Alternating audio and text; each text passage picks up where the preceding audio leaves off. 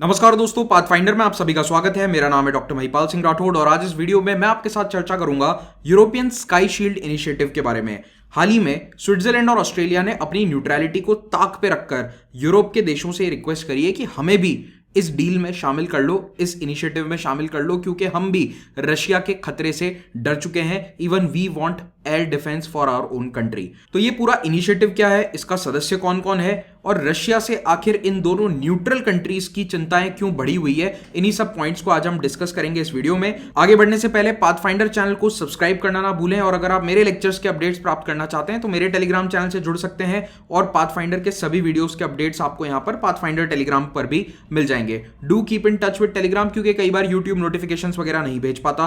और अगर आप हमसे लाइव पढ़ना चाहते हैं तो आप उड़ान बैच को ज्वाइन कर सकते हैं। 17 जुलाई से ये नया बैच आ रहा है जो केवल 8,000 रुपए में देश का सबसे अफोर्डेबल यूपीएससी कोर्स है। ये कोर्स आपको एक बार स्टार्ट होने के बाद 1 साल तक सारी क्लासेस देखने की अनुमति देता है, यानी कि आपकी जो कोर्स वैलिडिटी है वो अगले साल मेंस तक रहेगी। जब तक आप 2024 का मेंस दे देते हैं सितंबर 24 तक, तब तक आप सारे वीडियोस को मल्टीपल टाइम्स देख सकते हैं और अभी इनिशियली जो लाइव क्लासेस हैं उनके साथ तो जुड़ ही सकते हैं। वो सभी फैसिलिटीज जो एक ऑनलाइन कोर्स में हमारे द्वारा अनअकैडमी में प्रोवाइड करी जाती थी पहले, वो सब आपको अब यहां पर 8,000 रुपीज में अवेलेबल होगी। And the team that is going to teach you, यहां पर आपको देख सकते हैं उनके सभी के नाम और इनके बारे में डिटेल्स जाननी है तो हमारे नीचे दिए गए लिंक पर क्लिक करें, जो पहले कमेंट में आपको लिंक मिलेगा, उस पर क्लिक करके आप इस कोर्स को ज्वाइन भी कर सकते हैं। और हाँ, महिपाल कोड का इस्तेमाल कर लेना, वरना ये डिस्काउंटेड प्राइस नहीं मिलेगा।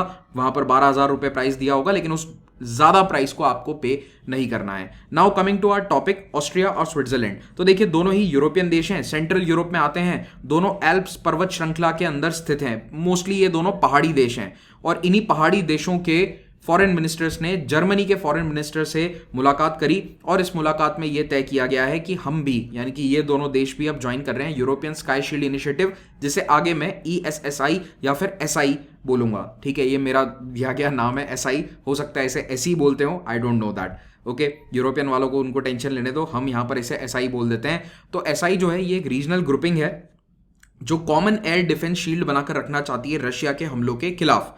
तो यूक्रेन पर जो रशिया ने हमले किए हैं उससे यूरोप के सारे देश चिंतित हैं और इन सभी देशों को अब चिंता है कि कहीं रशिया से निकलने वाली मिसाइल्स हमारे ऊपर ना आ गिरे, और इसी से बचने के लिए ये एक एयर डिफेंस सिस्टम तैयार कर रहे हैं जिसमें सभी देश मिलकर या साझा रूप से सिस्टम को डेवलप करना चाहते हैं।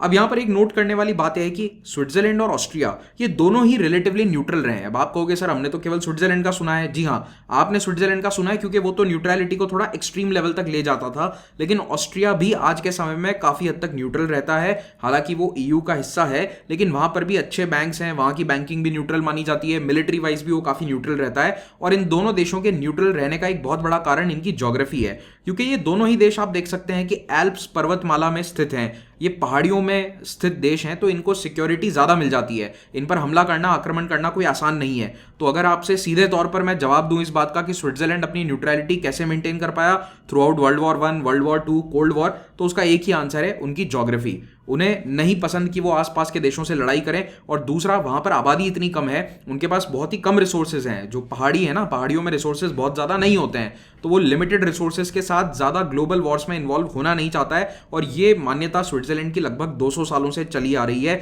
एटलीस्ट सिंस 1815 स्विट्जरलैंड ने किसी बड़ी लड़ाई में हिस्सा नहीं लिया है और उसी की देखा देखी उसका पड़ोसी ऑस्ट्रिया भी कई बार उसको फॉलो करने की कोशिश करता है।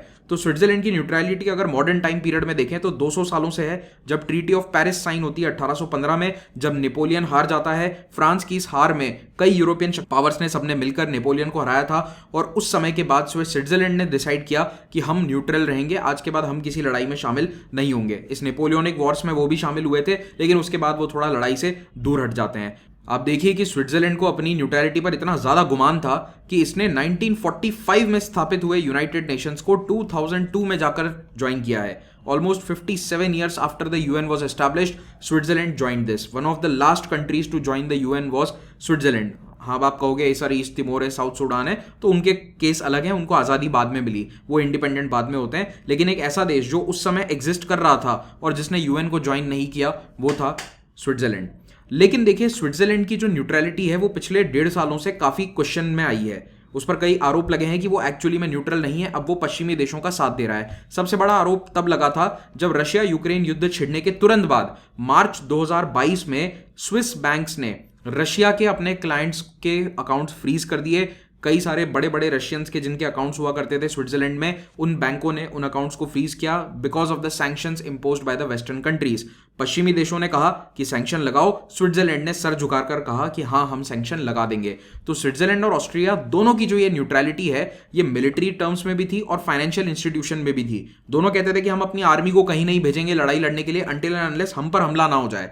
और ये कहते थे कि हमारे फाइनेंशियल इंस्टीट्यूशन खास करके बैंक पूरी तरह न्यूट्रल है, हम किसी के साथ डेटा शेयर नहीं करते, हम सबको बराबर बैंकिंग सुविधाएं देते हैं। लेकिन इस बार इन्होंने अपनी बैंकिंग या फाइनेंशियल न्यूट्रलिटी तो त्याग दी है और मिलिट्री न्यूट्रलिटी ये अभी तक बनाए हुए हैं।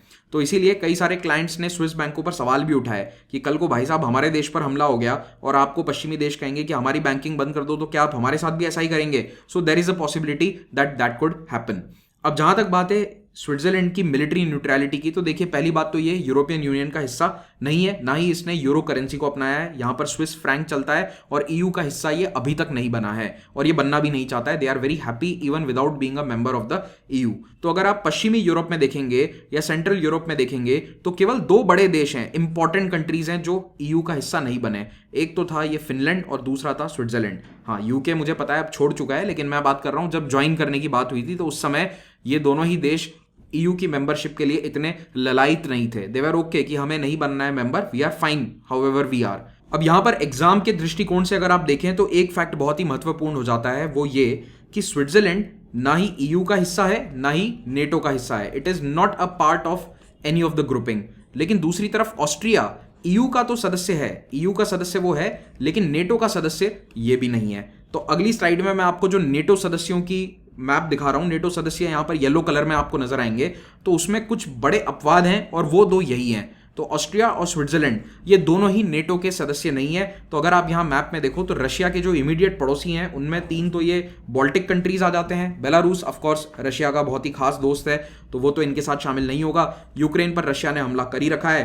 तो कुल मिलाकर अगर रशिया के नजदीकी देशों में आप देखोगे जो नेटो के सदस्य नहीं है, उनमें ये यूक्रेन ही था, बेलारूस था और उसके बाद ये वाले कंट्रीज हैं। हाँ, कुछ यहाँ बॉल्कन कंट्रीज भी हैं, बट ये आने वाले समय में शामिल हो जाएंगे नेटो में या किसी न किसी प्रक्रिया से गुजर रहे हैं नेटो की सदस्यता के लिए।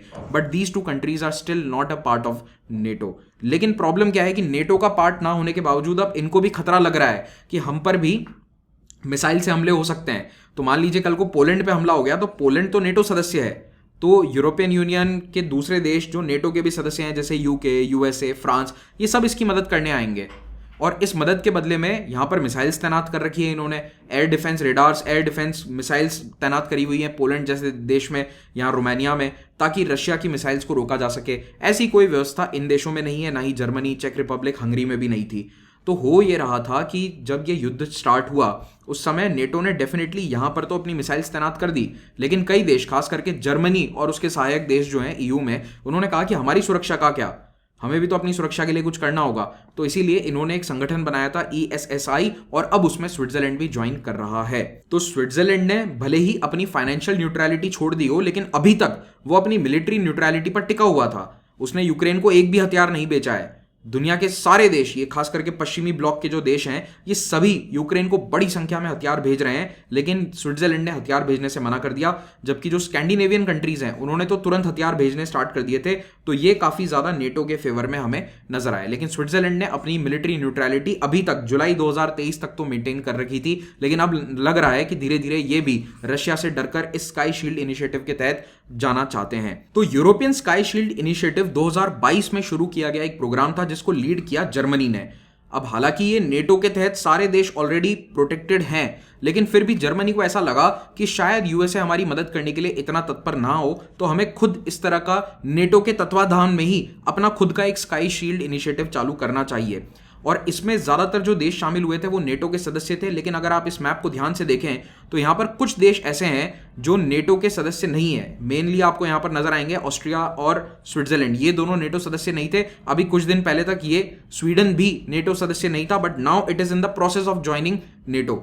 तो ये तीन बड़े जो कंट्रीज हैं ये नेटो सदस्य ना होने के बावजूद इस स्काई शील्ड इनिशिएटिव में शामिल होते हैं। तो ये ग्रीन कलर का जो मैप वाला कंट्रीज आपको नजर सारे आ रहे हैं, ये सारे ESSI का पार्ट हैं और इसमें जो लाइट ग्रीन है ये तीनों बाद में शामिल हुए थे, इसीलिए स्वीडन और ऑस्ट्रिया स्विट्जरलैंड जो है ये थोड़े लेट शामिल हुए, that is why they are in light green colour. जो डार्क ग्रीन कलर के जितने भी क्षेत्र हैं आप देख सकते हैं ये सारे ESSI के फाउंडिंग मेंबर्स में से एक हैं। तो कुल मिलाकर यही 14 कंट्रीज और इसमें फिनलैंड भी शामिल हो गया था, इन सब ने मिलकर ये प्रोजेक्ट स्टार्ट किया और now the total number of countries is 19।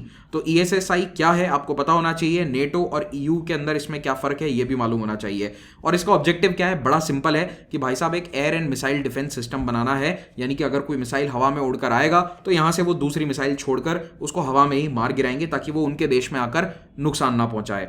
The aim is to have common acquisition of air defence equipment. तो जो भी खरीदारी होगी, जो भी सिस्टम स्थापित होंगे वो सभी 19 देशों में एक साथ मिलकर साझा तौर पर स्थापित किए जाएंगे। तो उनकी खरीद फरोख्त हो, पैसा हो, वो सब कुछ ये 19 देश मिलकर करने वाले हैं। और ये नेटो का integrated air and missile defence जो है उसी को और ज्यादा कॉम्प्लीमेंट करता है, उसे बूस्ट करता है। तो ऑलरेडी नेटो ने कुछ मिसाइल्स तैनात कर रखी हैं, लेकिन वो ज्यादातर बाल्टिक कंट्रीज या पोलैंड में है। तो अब उसी IAMD को और ज्यादा सुदृढ़ करते हुए या मजबूत करते हुए ये वाला ESSI लागू किया जाएगा। और ये काम कैसे करता है, देखो कोई भी मिसाइल आती है तो मल्टीपल लेयर्स में इसको टैकल किया जाता है और इसके अंदर जो वेपन्स हैं, जो वेपन सिस्टम्स काम में आते हैं वो इतने हमारे लिए इंपॉर्टेंट नहीं है, क्योंकि UPSC में ये वेपन सिस्टम्स नहीं पूछे जाएंगे, लेकिन संधियां जरूर पूछी जाएगी। तो इसीलिए इनको आप याद कर लीजिए। ये जितने भी न्यू एसेट्स हैं पूरी तरह इंटरऑपरेबल हैं, सारी देशों की आर्मी नेवी इनको अच्छे से इस्तेमाल कर सकती है। नेटो की एबिलिटी अपनी अलायंस पार्टनर्स को सेफ रखने के लिए और ज्यादा यहां से बढ़ जाती है। Multinational acquisition for ESSI will be conducted through a rapid acquisition track with NATO's modular ground based air defence high visibility project. तो ये नेटो का एक प्रोजेक्ट है जिसके तहत इस पूरे प्रोजेक्ट को या फिर ESSI को अंजाम दिया जाएगा।